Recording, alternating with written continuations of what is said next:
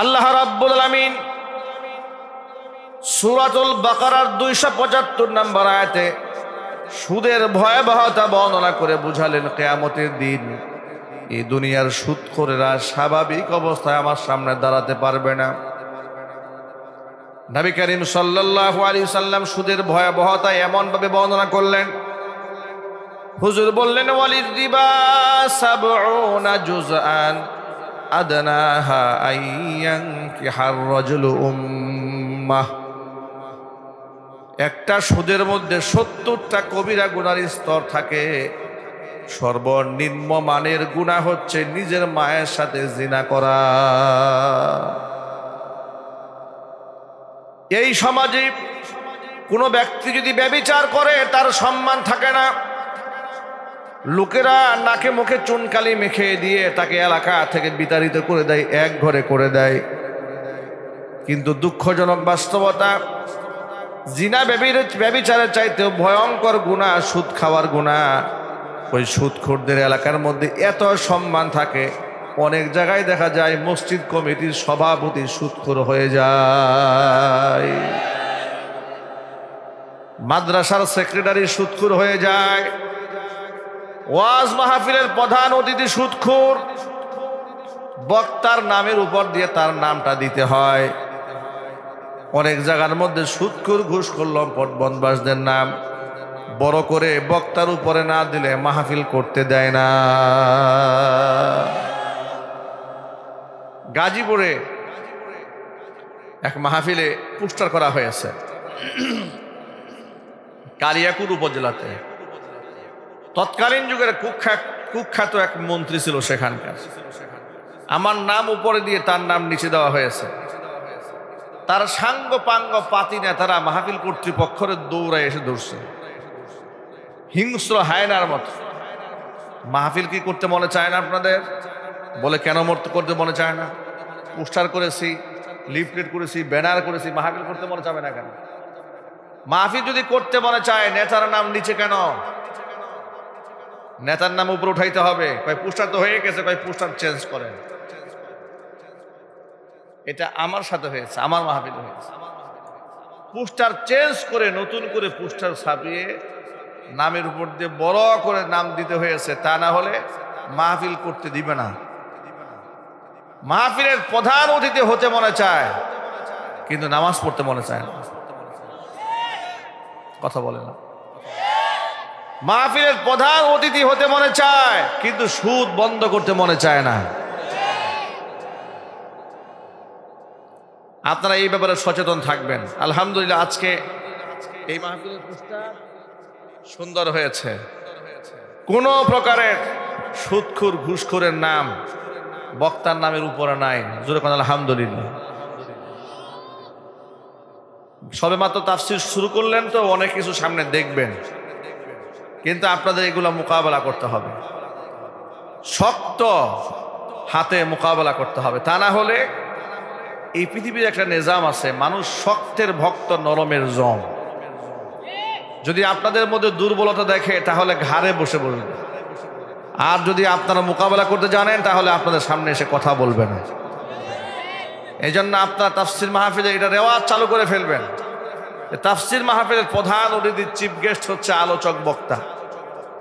সভাপতি যদি উনাকে রাখা হয়, কোনো আলেম হয়, বক্তার নামের উপরে নাম দিতে কোনো আপত্তি নাই, কিন্তু অবশ্যই কোনো জাহেলের নাম কোনো আলেমের নামের উপরে দেবেন না। কথা ঠিক কিনা জুড়ে বলেন।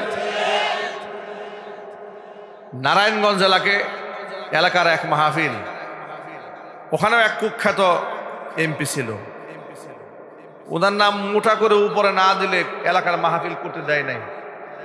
নজরুল ইসলাম বাবু, নাম কি? নজরুল ইসলাম বাবু। সব মাহফিলে তিনি যাক আর না যাক, তার নাম উপরে থাকতে হবে, বক্তার নামটা নিচে থাকতে হবে। উনায় আবার দেখবেন যে ফতোয়া দেয়, ওয়াজের ময়দানে কোনো রাজনীতি করা যাবে না। ওরা কত বড় স্বার্থপর, নিজেরা সবার আগে রাজনৈতিক বক্তব্য, বক্তাকে স্টেজে বসাইয়া রাজনীতির বক্তব্য একটাও বাকি রাখে না, সব বলে। মানে তারা বললে কোনো অসুবিধা না, কিন্তু বক্তা বললে অসুবিধা। কথা বলেন, যদি ওয়াজের প্যান্ডেলে রাজনৈতিক বক্তব্য নাই দেওয়া যায়, তাহলে সবার আগে এই দেশের রাজনীতিবিদদের কান ধরে মাপ চাইতে হবে যে আমরা জীবনে ওয়াজের প্যান্ডেলে গিয়ে রাজনীতি করব না। কথা ঠিক কিনা জোরে বলেন। এইরকম বেয়াদবি করে যে বক্তা ওয়াজ মাত্র শুরু করেছে, 10-15 মিনিট কথা বলেছে, একেবারে সাঙ্গ পাঙ্গ নিয়ে হুমরি খায় স্টেজে এসে বসছে। মানে দেখাইতে হবে না যে আমরা বিরাট একটা কিছু।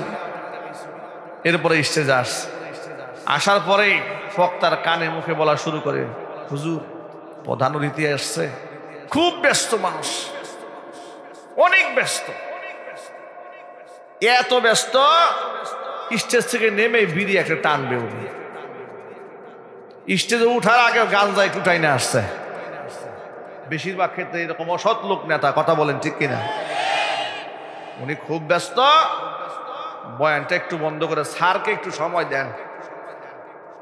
অথচ যেই বক্তাকে সে স্টপ করে দিয়েছে, এই বক্তার পাশে 1 বছর ঘুরছে কমিটি, পায়ে ধরে ধরে ঘুরছে একটা ডেটের জন্য। বক্তার সময়ের মূল্য নাই। কথা বলে না কেন? বক্তার সময়ের মূল্য নাই। আচ্ছা, বক্তা আল্লাহর কথা বলছে, কোরআনের তাফসির করতেছে, এই ফাঁকে কোরআনের তাফসির বন্ধ করে দিয়া আমাদের মাঝে উপস্থিত হয়েছেন জনগণের দুষ্ট, গরিবের শত্রু,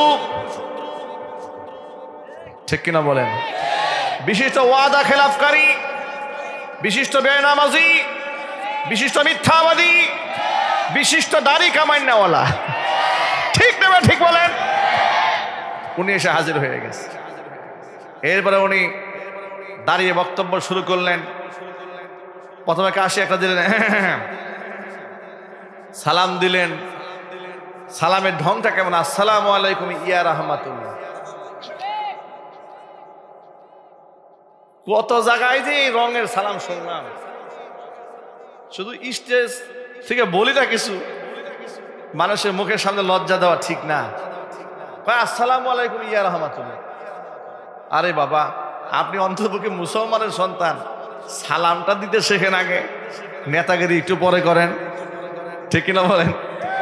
সালামও দিতে জানে না, নেতাগিরি করতে আসে। এরপরে দাঁড়িয়েই শুরু করে কথা বলবে, কথা, সে তো কোরআন হাদিস পড়বে না। আউযু বিল্লাহি মিনাশ শাইতানির রাজিম, বিসমিল্লাহির রহমানির রহিম, আপনারা কেমন আছেন? আরে বাবা, আউযু বিল্লাহ বললেন, বিসমিল্লাহ বলে কোরআন শরীফের একটা আয়াত কর, ঠিক কিনা বলেন। কারণ আউযু বিল্লাহি মিনাশ শাইতানির রাজিম আপনি কখন পড়বেন? ফাইদা ক্রাআতাল কুরআন ফাস্তাইদ বিল্লাহি মিনাশ শাইতানির রাজিম। কোরআন পড়বেন, আউযু বিল্লাহি মিনাশ শাইতানির রাজিম পড়েন। হয়তোবা আপনাকে শয়তানে ধরছে, আউযু বিল্লাহি মিনাশ শাইতানির রাজিম পড়েন। মিজাজ খারাপ হয়ে গেছে, আউযু বিল্লাহি মিনাশ শাইতানির রাজিম পড়েন। আপনি এখানে দাঁড়ায় আউযু বিল্লাহি মিনাশ শাইতানির রাজিম পড়লেন, কেন পড়ছেন? আউযু বিল্লাহি মিনাশ শাইতানির রাজিমের অর্থও জানা না, ঠিক কিনা বলেন। এরপরে বক্তাকে বসায় রাখছে। এরপরে জগা খিচুড়ি মার্কা কথা, ডানে বামে সামনে পিছনে আগা কোনো মিল নাই।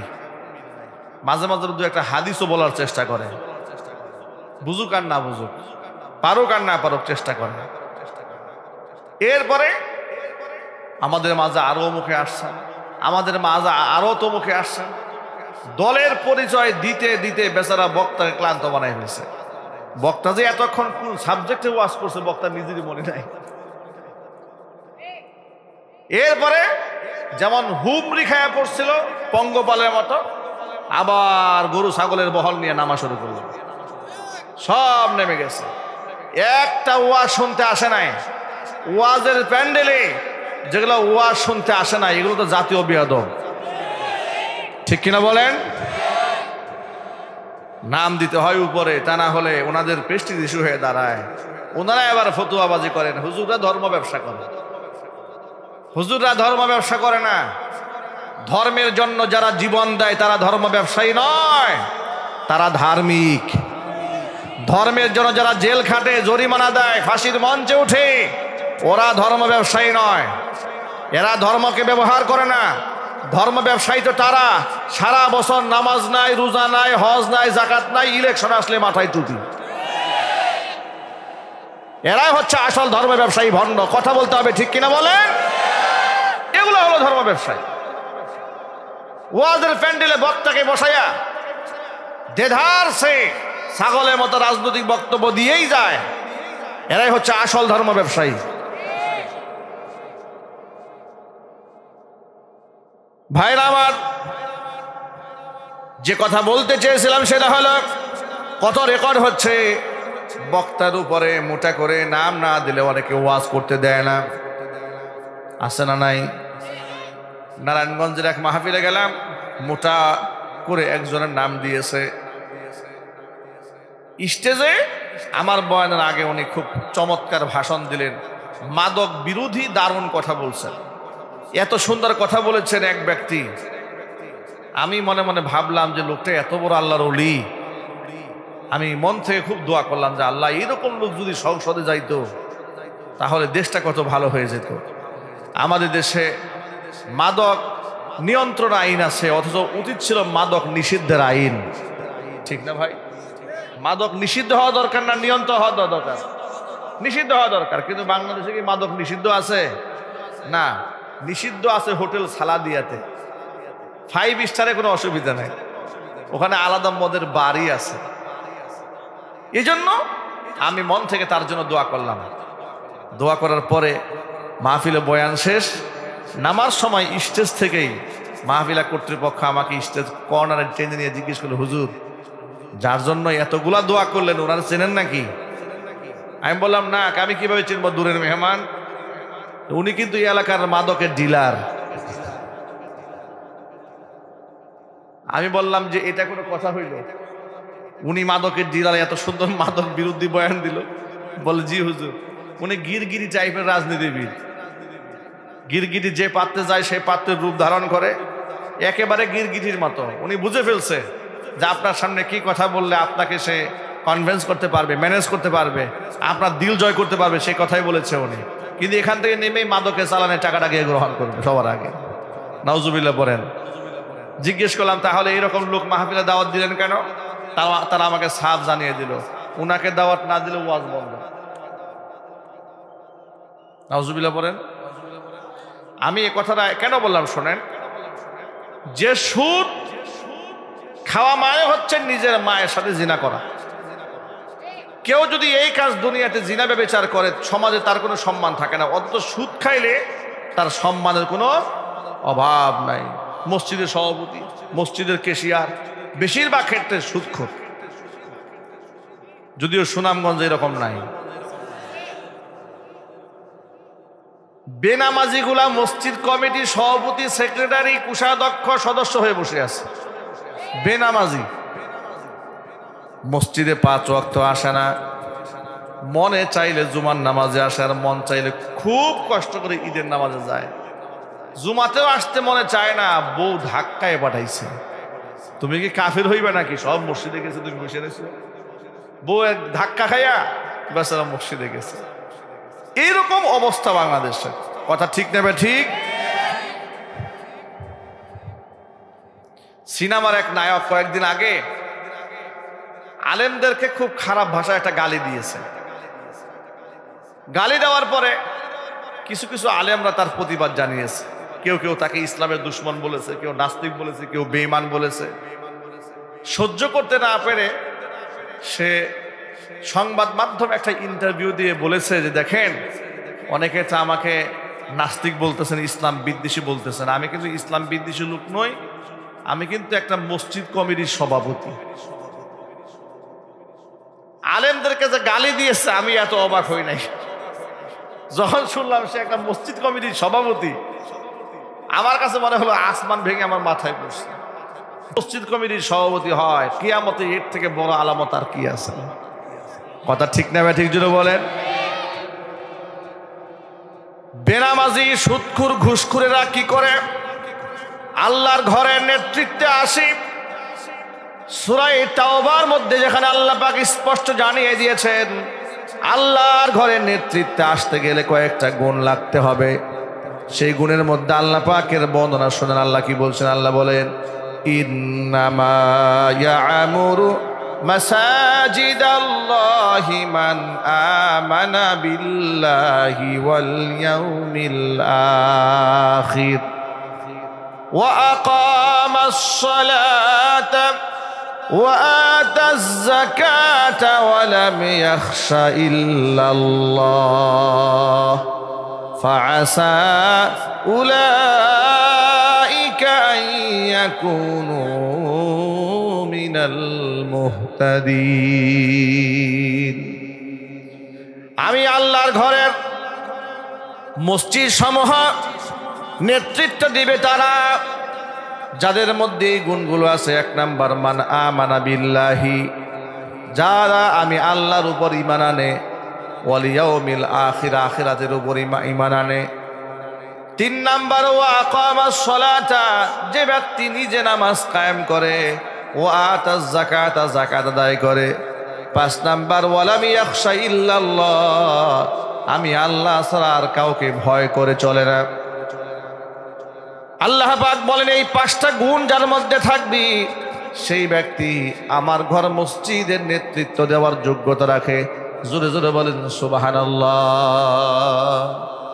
তাহলে বেনামাজি ব্যক্তি আল্লাহর ঘরের নেতৃত্বের যোগ্যতা আছে। আরো জোরে বলেন, সুদখোরের যোগ্যতা আছে, ঘুষখোরের যোগ্যতা আছে, মিথ্যাবাদীর যোগ্যতা আছে। ভাইরা আমার, সুদের ভয়াবহতা বড় মারাত্মক।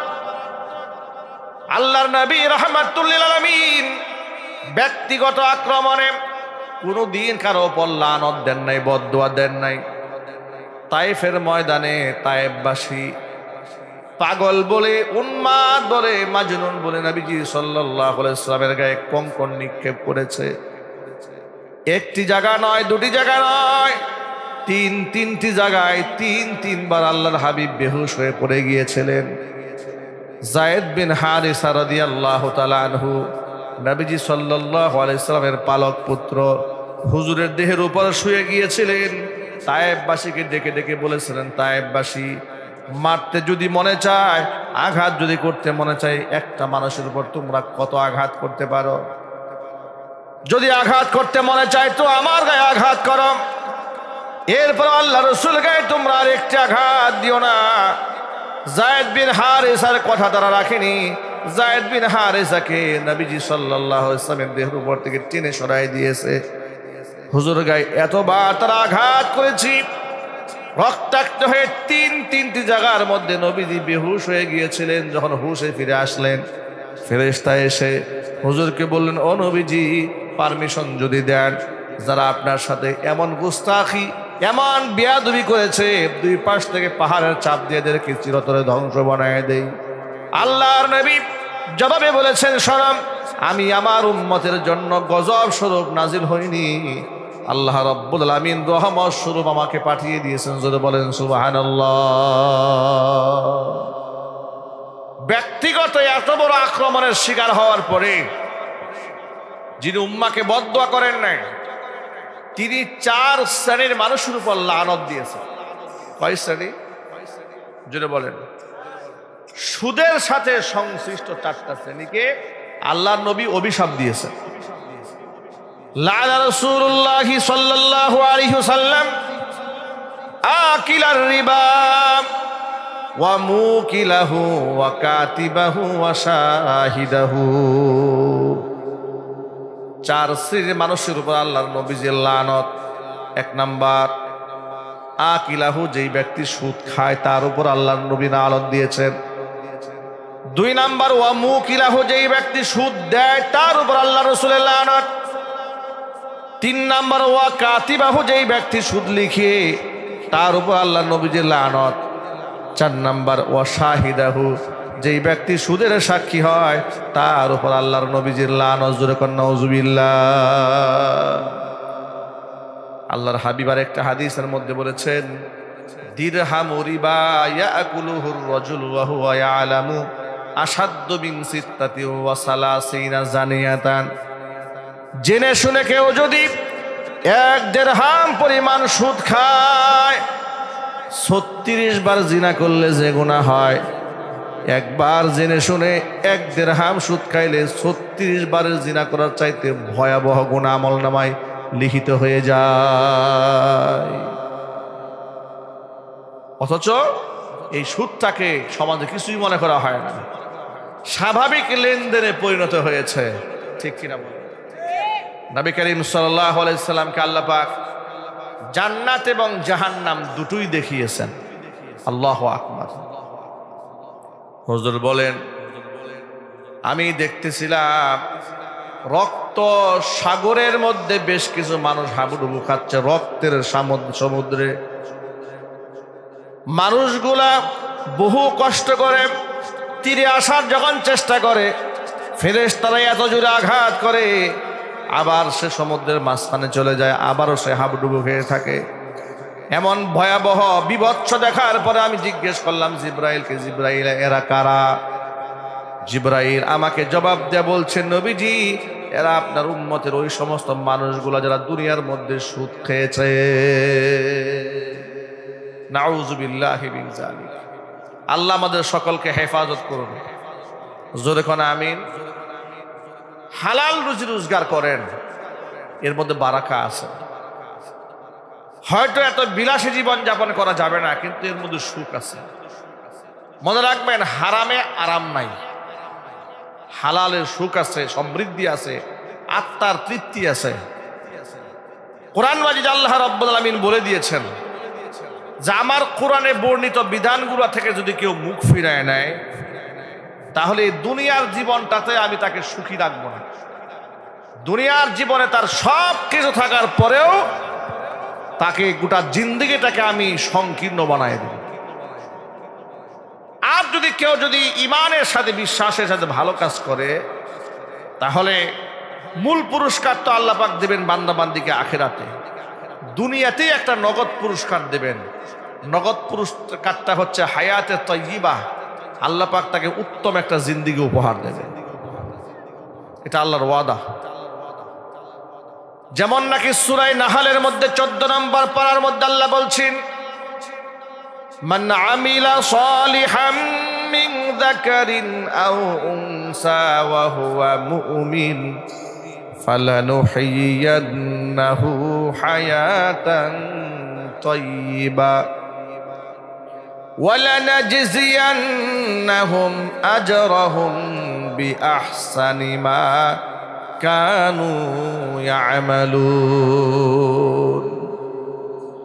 ইমানের সাথে, বিশ্বাসের সাথে যদি কোনো ব্যক্তি, হোক সে নারী আর কিংবা হোক সে পুরুষ, ভালো কাজ যেই করবে, আমি আল্লাহ তাআলা দুটো পুরস্কারে পুরস্কৃত করব। একটা দেব দুনিয়াতে, আর একটা দেব আখিরাতে। দুনিয়ার পুরস্কারটা হচ্ছে ফালানুহিয়ান্নাহু হায়াতান তাইয়্যিবা, তাকে আমি আল্লাহ তাআলা দুনিয়ার জমিনে উত্তম একটা জিন্দেগি উপহার দেব। পেটের মধ্যে খাবার না থাকলেও মনের মধ্যে আমি শান্তি ঢেলে দেব। ওয়ালা নাজজিয়ান্নাহুম আজরাহুম বিআহসানি মা কানু ইয়ামালুন, আর তাকে আমি পরকালে যখন বিনিময় দান করব, এই দুনিয়াতে কত সুন্দর সুন্দর ভালো কাজ করেছে, একেবারে উন্নত তবকার ভালো কাজ করেছে, মধ্যম পন্থার ভালো কাজ করেছে, নিম্নমানের ভালো কাজ করেছে, আমলের তারতম্যগুলা সরাই দিয়া সমস্ত আমলগুলাকে ফার্স্ট ক্লাসের মার্ক দিয়া বান্দাকে আমি বিনিময় দিয়ে দিব। পক্ষান্তরে যারা কোরআন থেকে মুখ ফিরাই নেবে, তাদেরও দুইটা শাস্তি। একটা শাস্তি দুনিয়াতে আল্লাহ নগদ দেবে, আর একটা শাস্তি দেবে আল্লাহ আখিরাতে। দুনিয়ার নগদ শাস্তিটা কি, এই কথাটা খুব মনোযোগ সহকারে শুনবেন। আপনারা তো অনেক সময় মনে করেন, যারা দেখি সুদের ব্যবসা করে, ঘুষ খায়, মিথ্যা কথা বলে, বাটপারি করে, চিটারি করে, মানুষকে ধোঁকা দেয়, মানুষের হক নষ্ট করে, তারা কত সুন্দর জীবন যাপন করে। যেমন নাকি স্বৈরাচারের আমলে যারা হাজার হাজার কোটি টাকা বিদেশে পাচার করেছে, এদেশের মানুষ মনে মনে ভাবতো, আহারে তাদের কত সুন্দর জিন্দেগি, গাড়ি বাড়ি, নারী, মিল, ফ্যাক্টরি, কোনো কিছুর অভাব নাই, ঠিক না? কত সুখে তারা আছে। গোটা জাতির সামনে আল্লাহ পাক দেখিয়ে দিয়েছেন তারা এমন সুখে আছে, নিজের নাম বলতেও সাহস পায় না। কথা ঠিক কিনা জুড়ে বলেন? নিজের পরিচয় দিতেও লজ্জা পায়, পরিচয় দিতে চায় না। কোরআন মাজিদ আল্লাহ পাক বলেছেন, ওয়ামান আ'রাদা আন যিকরি ফাইন্না লাহু মাঈশাতান দানকা ওয়া নাহশুরুহু ইয়াওমাল কিয়ামাতি আ'মা ক্বালা রাব্বি লিমা হাশারতানি আ'মা ওয়া ক্বাদ কুনতু বাসীরা قال كذلك أتتك آياتنا فنسيتها وكذلك اليوم تنسى ومن أعرض عن ذكري আমার কোরআন থেকে যেই ব্যক্তি বিমুখ হয়ে যাবে, মুখ ফিরায় নেবে, কোরআনের হালালকে হালাল জানবে না, কোরআনের হারামকে হারাম জানবে না, আমার নিষেধকে মান্য করবে না, আমার আদেশকেও অমান্য করে যারা চলবে, এমন জিন্দেগি যারা যাপন করবে, ফাইন্না লাহু মাঈশাতান দানকা, গোটা জিন্দেগি আমি তার জন্য সংকীর্ণ বানায় দেব। এটা হচ্ছে দুনিয়ার নগদ শাস্তি। পরকালীন শাস্তি কি হবে? ওয়া নাহশুরুহু ইয়াওমাল কিয়ামাতি আ'মা, কিয়ামতি এদেরকে আমি অন্ধ বানিয়ে উঠাবো হাসরের ময়দানে, চোখে ওরা দেখতে পাবে না। ক্বালা রাব্বি লিমা হাশারতানি আ'মা ওয়া ক্বাদ কুনতু বাসীরা, বলবে আল্লাহ দুনিয়াতে তো আমি অন্ধ ছিলাম না, চক্ষুষ্মান ছিলাম, তুমি আমারে অন্ধ বানায় কেন উঠালে? আল্লাহ পাক তখন যাবে বলবেন কাযালিকা ক্বালা কাযালিকা আতাতকা আয়াতুনা ফানাসিতাহা ওয়া কাযালিকাল ইয়াওমা তুনসা, এভাবে আমার আয়াতগুলো তোমার কাছে এসেছিল, ফানাসিতাহা, তুমি আমার আয়াতকে ভুলে গিয়েছিলে, যেভাবে আমার আয়াতকে ভুলে গিয়েছিলে, ওয়া কাযালিকাল ইয়াওমা তুনসা, সেদিন যেভাবে আমার আয়াত ভুলে গিয়েছিলে ঠিক আজকেও তোমাকে সেভাবে ভুলে যাওয়া হচ্ছে। জোরে বলে নাউযুবিল্লাহি মিন যালিক। সুতরাং আল্লাহর কোরআন থেকে যারা মুখ ফিরিয়ে নেয় তারা কোনোদিন সুখী হতে পারে না, কারণ সুখ দেওয়ার মালিককে। আরো জোরে বলেন। একজন ইমানদার ব্যক্তি কখনো আল্লাহর হুকুম সামনে আসার পর যুক্তি তর্ক দিয়া আল্লাহর হুকুম থেকে মুখ ফিরাই নিতে পারে না। আল্লাহর হুকুম থেকে যুক্তি তর্ক দিয়া মুখ ফিরে নিয়েছিল শয়তান। আল্লাহ পাক তাকে মারদুদ বানিয়ে দিয়েছেন, রজিম বানিয়ে দিয়েছেন, কিয়ামত পর্যন্ত তাকে অভিশপ্ত বানিয়ে দিয়েছেন, চির জাহান্নামী বানিয়ে দিয়েছেন। আদম আলাইহিস সালাতু ওয়াস সালাম জান্নাতের মধ্যে নিষিদ্ধ গাছের ফল ভক্ষণ করার পরে এত বেশি লজ্জিত হয়েছিলেন, 300 বছর চোখের পানি ছেড়ে কান্না করেছেন, আল্লাহর কাছে দোয়া করেছেন, রব্বানা যালামনা আনফুসানা ওয়া ইল্লাম তাগফির লানা ওয়া তারহামনা লানাকুনান্না মিনাল খাসিরিন। অনুশোচনা করেছেন, কান্না করেছেন, রুনাজারি করেছেন, আল্লাহ পাক তাকে মাফ করে দিয়েছেন। জোরে বলেন সুবহানাল্লাহ। কিন্তু শয়তান অন্যায় করার পরে অনুশোচনায় ভুগে নাই, বরং যুক্তি তর্ক দিয়া অন্যায়ের উপরে সে অবিচল ছিল। নবী মূসা কালিমুল্লাহ আল্লাহর সাথে কথোপকথন করার জন্য তুর পাহাড়ে যেতেন মাঝে মাঝে। একদিন নবী মূসা আলাইহিস সালাতু ওয়াস সালাম তুর পাহাড়ে রওনা হয়েছেন, এমন সময় প্রতিমধ্যে ইবলিসের সাথে দেখা। ইবলিস আল্লাহর নবী মূসা কালিমুল্লাহকে ডাক দিয়ে বলে, ও আল্লাহর নবী মূসা, তুর পাহাড়ে যাচ্ছেন? বলে হ্যাঁ। আল্লাহর সাথে কথা নিশ্চয় আপনার হবে? বলে নিশ্চয় আল্লাহর সাথে কথা হবে। তো আল্লাহর সাথে যখন আপনি কথা বলবেন আমার কথা একটু বলবেন যে আমি ইবলিস তওবা করতে চাই, আমার জন্য কি তওবার দরজা খোলা আছে নাকি?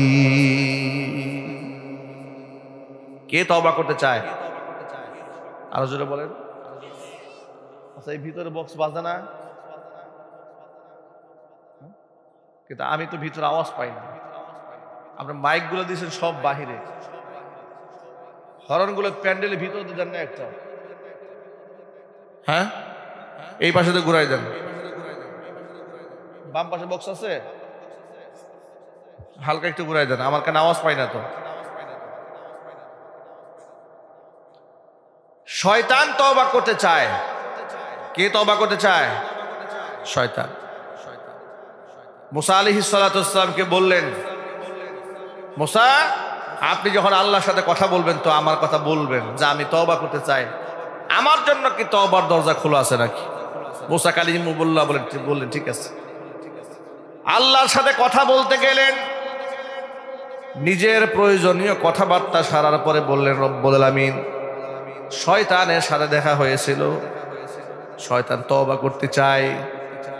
প্রিয় ভাইরা আমার, শয়তান আসলে তওবা করতে চান বা করবেন কিনা সে খবর আল্লাহর কাছে আছে না নাই?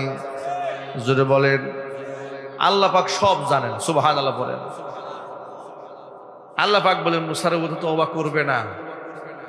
আল্লাহ সে তো বলেছে তওবা করতে চায়, তো তওবার কি দরজা খোলা আছে নাকি? তার জন্য বলে হ্যাঁ আছে। শয়তানের জন্য তওবার দরজা খোলা আছে। কি করে তওবা করবে শোনো।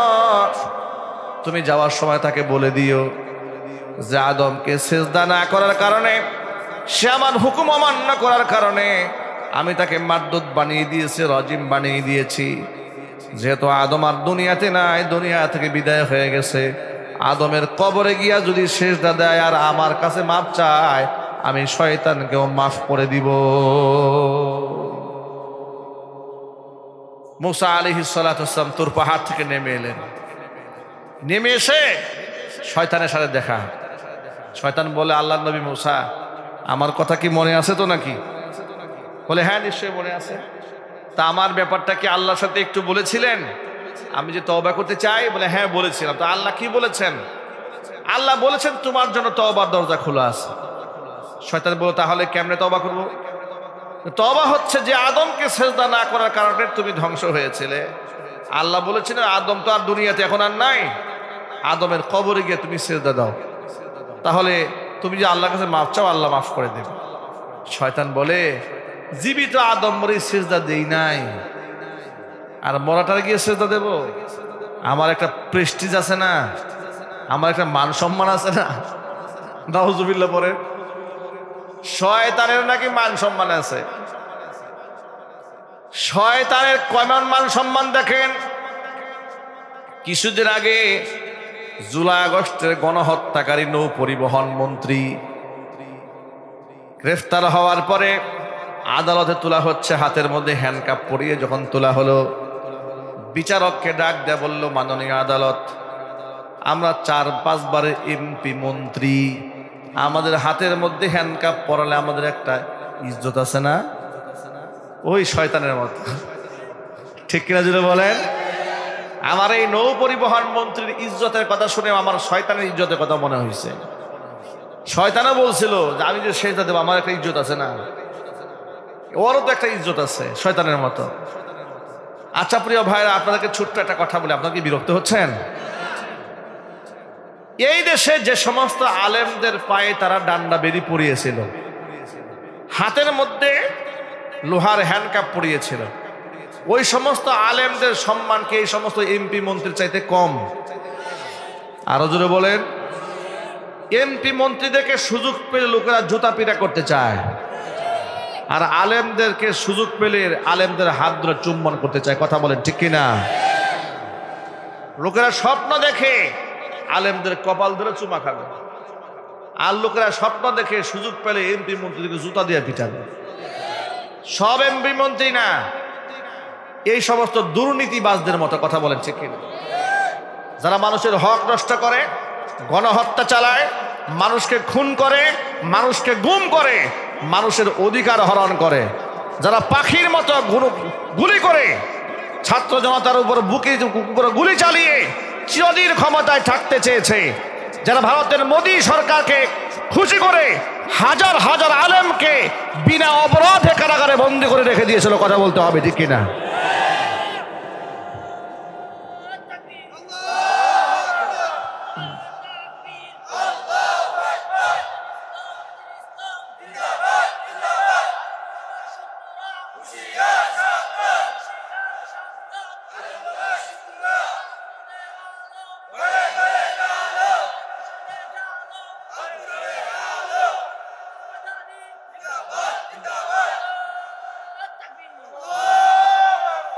আলেম ওলামার হাত ধরে মানুষ চুমু খাওয়ার স্বপ্ন দেখে, কপাল ধরে চুমু খাওয়ার স্বপ্ন দেখে।